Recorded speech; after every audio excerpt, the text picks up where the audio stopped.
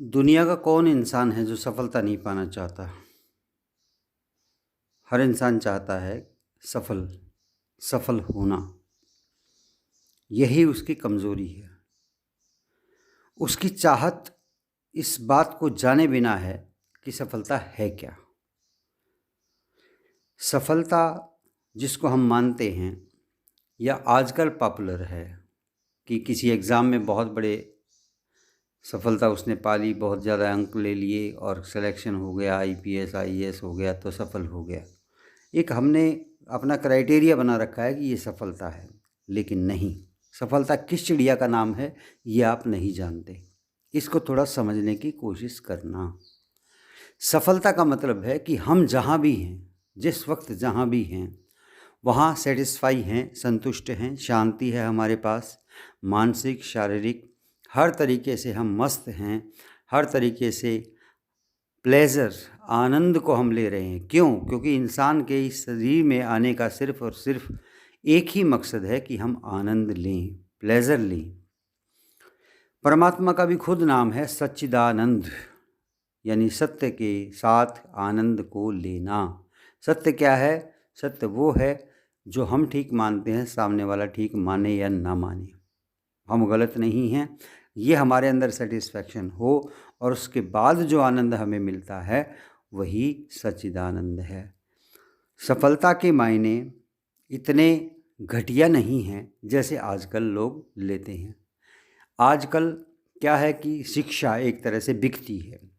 40-50 लाख, 60 लाख, 1 करोड़ रुपए तक एडमिशन हो जाते हैं बढ़िया एग्ज़ाम में, और उसके बाद वो डिग्री भी लेकर आ जाते हैं बच्चे। इसको सफलता नहीं कहते। सफलता के मायने हैं कि हम जो हमने किया उसके साथ हम संतुष्ट हैं या नहीं हैं। एक बड़े पुराने जानकार हैं हमारे, वो मिले कि सेटिस्फैक्शन मीन्स डेथ। बड़ा अजीब लगा मुझे। स्कूल चला रहे हैं वो, काफ़ी जाने माने हैं, कि सेटिस्फाई जब इंसान हो जाता है तो मौत हो जाती है।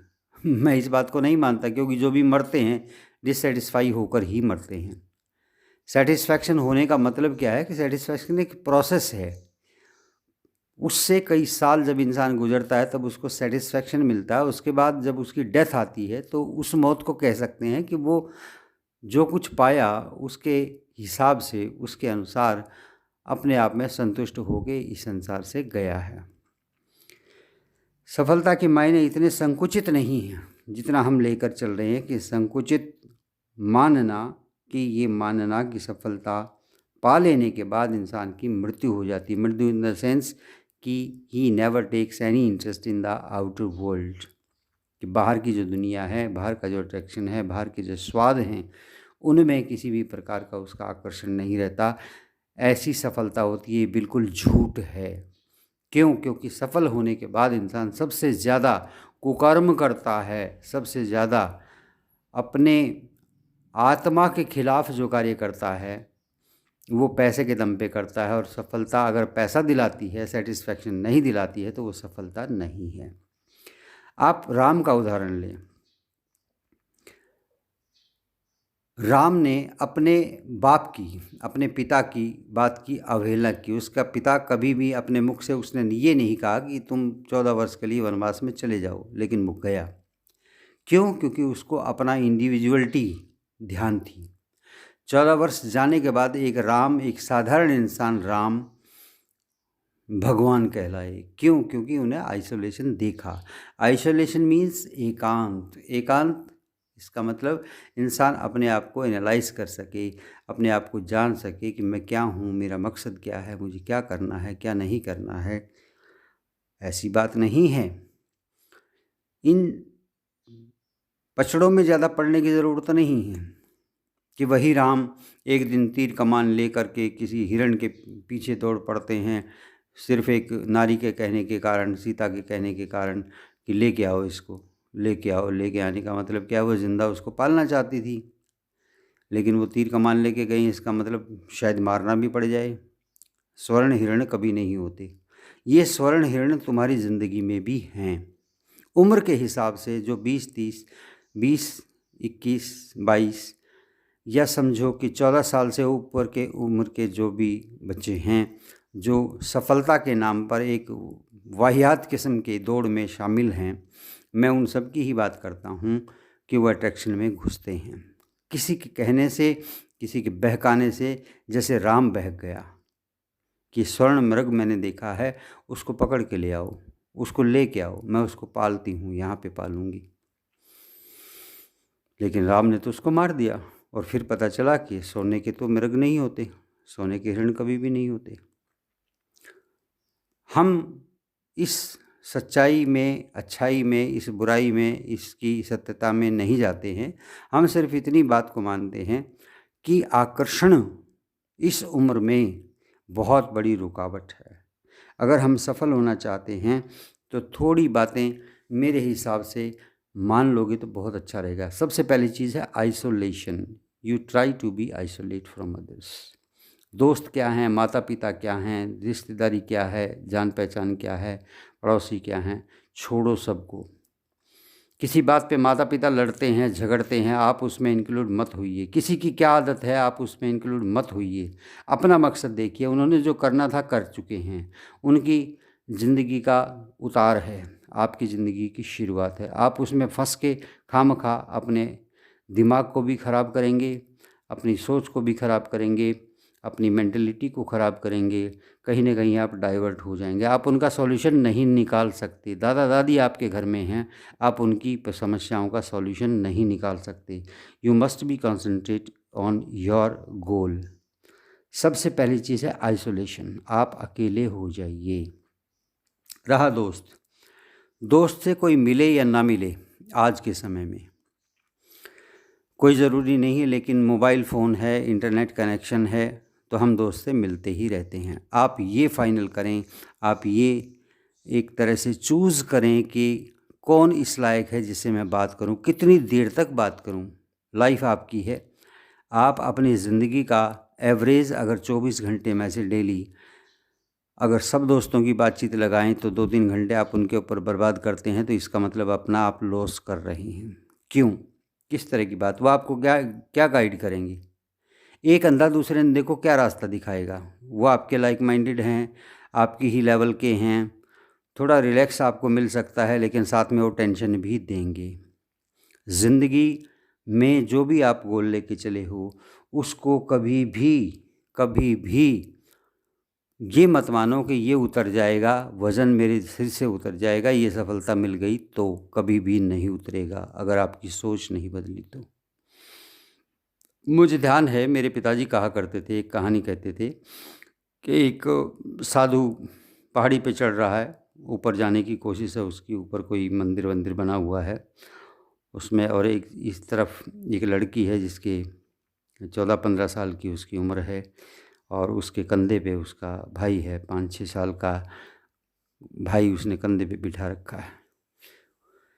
दोनों ऊपर की यात्रा कर रहे हैं। कुछ समय के बाद साधु उससे पूछता है कि बेटी, तू तो बहुत छोटी है, काफ़ी वज़न होगा इसमें, काफ़ी भार होगा जो तू अपने कंधों पे इसको बिठाए हुए है। लड़की सरलता से उत्तर देती है, क्योंकि किड्स यानी कि बच्चे सरल ही होते हैं, लाग लपेट उनके जीवन में नहीं होती, कोई ज़्यादा मैनिपुलेशन उनके लाइफ में नहीं होता। उसने कहा कि बाबा, आप जो पोटली लिए हुए हैं वो भार आपके लिए हो सकता है, ये मेरा भाई है, ये मेरे लिए भार नहीं है।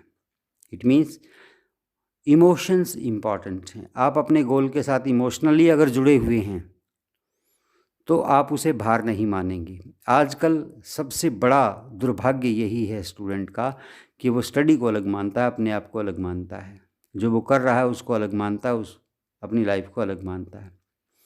अगर ऐसा है तो उसकी ज़िंदगी में उसकी शिक्षा उसके लिए भार है, वज़न है, एक प्रकार का बर्डन है, और ये गलत है। आप जिस मकसद के लिए आगे बढ़ रहे हैं, उस मकसद में जो भी कुछ आप जानकारी हासिल कर रहे हैं उसको अपने अंदर समूहित करिए, आप उसको इंटीमेट करिए अपने साथ। अगर आप ऐसा नहीं करते हो तो आप भार ही महसूस करेंगे, जैसे कि बाबा अपनी पोटली को भार मान रहा है लड़की के ऊपर, क्वेश्चन उठा रहा है, जबकि लड़की कहती है कि मेरा भाई मेरे लिए भार नहीं है, भार आपके कंधे पे है जो आप पोटली उठाए हुए हो। सोच का फ़र्क है, सिर्फ और सिर्फ सोच का फ़र्क है। आपको ये मानकर चलना चाहिए कि यार दोस्त जितने भी कुछ हैं, जो भी रिलेशन्स आपके हैं, जहाँ आप पैदा हुए हैं, जहाँ भी आप रहते हैं, सबको एक तरफ कर दीजिए। कोई ज़रूरत नहीं है किसी की भी, न माता पिता की ज़रूरत है। माता पिता just they are paying for your expenses. करेंगे वो क्योंकि आप उनके पुत्र हैं या पुत्री हैं, इससे ज़्यादा कुछ भी नहीं। आप जब इस हालत में होंगे कि आप कुछ कर सकेंगे तब उनके लिए करके दिखाना। रही आप उनकी समस्याओं का कोई हल निकाल देंगे, ऐसा कभी भी नहीं होगा, क्योंकि वो भुक्तभोगी हैं। 20, 30, 50 साल उन्होंने अपने साथ गुजारे हैं, लड़के झगड़ के वो उसकी गिरेबान पकड़ता रहा है, वो उसकी गिरेबान पकड़ता रहा है। आप खामखा बेवकूफ़ बनते हैं बीच में जाके। तो ऐसा कभी भी मत करिए। अपने गोल को ध्यान रखिए, मुझे कहाँ जाना है, मुझे क्या करना है। Isolation must. Then second thing is mobile phone that should be very restricted. आप ध्यान करिए किससे बात करनी, किससे नहीं करनी, किससे कितनी देर बात करनी, किससे कितनी देर बात नहीं करनी है। फ्रेंड सर्कल, अगर कोई बहुत बड़ी पार्टी है, बहुत बड़ा ऐसा माहौल है जहां आप नहीं गए हो अब तक, दोस्तों में जाने की कोई ज़रूरत नहीं है। आप उनके साथ जाने की कोशिश भी मत करिए, क्योंकि ये चीज़ें लालच पैदा करती हैं। हर चीज़ को एंजॉय करिए जब आप क्रिएट करें उसे, आपकी पॉकेट में इतना दम हो कि आप वो कर सकें। अदरवाइज़ डर डर के एक तरह से या किसी भी प्रकार की शर्म के हिसाब से यदि आप वहाँ जाते हैं तो आप एंजॉय नहीं कर पाएंगे। कुछ समय के लिए अपने आप को पागल घोषित कर दीजिए। जब दोस्त कहने लगें कि अरे ये छोड़ो इसको, इससे तो बात ही नहीं करनी, ये अपने विचारों में खोया रहता है, ल्यूनेटिक एक वर्ड, ये कभी मत भूलो। चाहे सोक्रेट्स हो, एरिस्टोटल हो, प्लेटो हो, या बर्ट्रैंड रसल हो, कार्ल मार्क्स हो, everybody was dedicated to his goal. उद्देश्य सबसे पहले है और उसके लिए आइसोलेशन ज़रूरी है। आप एकांत में अपने आप को ढाल लीजिए, कोई भी आपका नहीं है ये मान कर चलिए। क्यों? क्योंकि एक समय के बाद हर इंसान आप पे क्वेश्चन उठाएगा, चाहे माता पिता हो, चाहे रिश्तेदारी हो, चाहे दोस्त हों। हाँ, क्या कर रहे हो आजकल? जब आप 25 के हो जाएंगे, 26, 27, 28 के हो जाएंगे, सब आपसे प्रश्न करेंगे कि आप क्या कर रहे हो आजकल। तब आपको फील होगा, अगर आज नहीं जागे तो। और उसके बाद 25-28 के बाद वैसे ही ज़िंदगी का उतार शुरू हो जाता है। उसमें कुछ भी नया करने का कोई ऐसा जोश नहीं होता कि आप बहुत बड़ी क्रांति कर देंगे, बहुत बड़ा चेंज लेके आएंगे। लास्ट जो इसमें एक मेरी तरफ से एक सूत्र है, अट्रैक्शन, आकर्षण। उम्र के हिसाब से हर एक अपोजिट सेक्स के प्रति आकर्षण हर इंसान के अंदर होता है, फीमेल मेल के प्रति और मेल फीमेल के प्रति। आप उसे दबाइए मत, जो भी हो सकता है पॉसिबल उसको आप निभाइए।